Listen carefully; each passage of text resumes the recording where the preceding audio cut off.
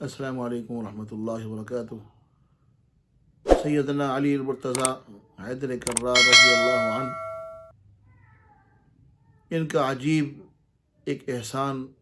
ایک عجیب مثال حضرت مولانا دوست محمد صاحب قریشی رحمہ اللہ نے اپنی کتاب میں لکھا۔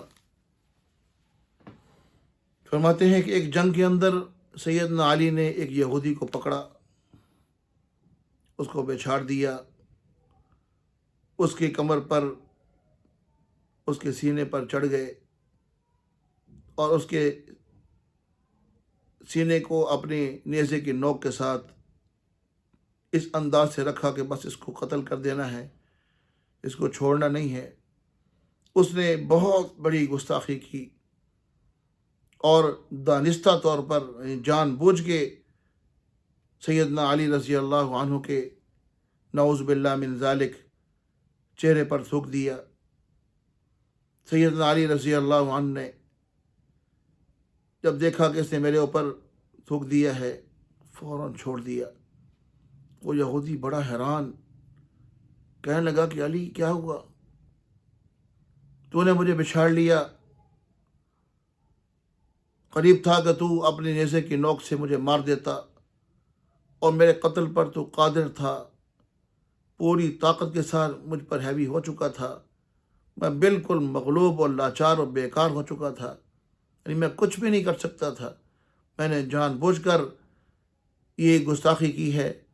کہ آپ کے چہرے پر تھوکا ہے۔ چلو جاتے جاتے میں ایک گستاخی اور کر جاؤں۔ سیدنا علی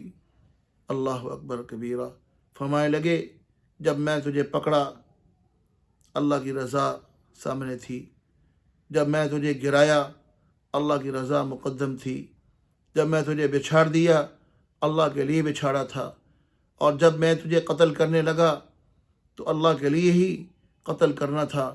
جب تو نے میرے منہ پر تھوکا، میرے نفس نے مجھے کہا اب تو اس کو بالکل نہ چھوڑنا، ضرور اس کو مار دینا، تو میں نے اس لیے فوراً چھوڑ دیا کہ میں نے اپنی جان کے لیے نہیں، اپنے نفس کے لیے نہیں، ہم تو ہر کام اپنے اللہ کے لیے کرنے والے ہیں۔ ہم بالکل یہ کام، اس میں میرے نفس مجھے کہہ رہا ہے کہ نہیں اب نہیں چھوڑنا، اب اس کو ضرور مارنا ہے، میں نے اس وجہ سے آپ کو چھوڑ دیا ہے، میں آپ کو آزاد کرتا ہوں، میں نہیں قتل کرتا۔ وہ یہودی سیدنا علی کے منہ کی طرف دیکھا، حیران اور پریشان، یہ کیسے انسان ہیں، اتنا ہیوی ہو گیا، مجھے قابو کر لیا، گرا لیا، اور مجھے بچھاڑنے کے بعد پوری طاقت اور قوت کے ساتھ